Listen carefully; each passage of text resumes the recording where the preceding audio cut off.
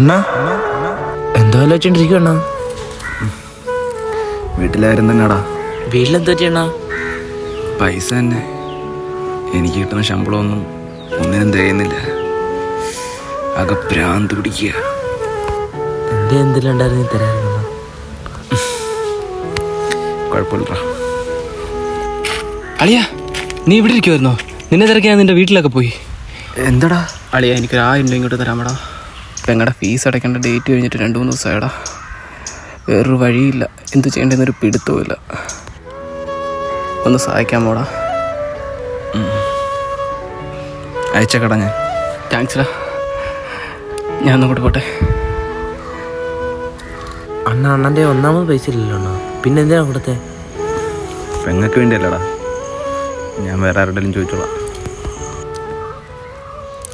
Hello എടാ മോനെ, ഞാൻ കുപ്പിക്കുള്ള പൈസ അറ്റാക്കിയിട്ടുണ്ട്.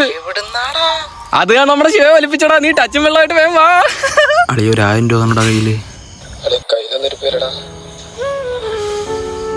ശരിടാ, എന്നാ ഞാൻ വേറെ ആരുടെയും ചോദിക്കാം.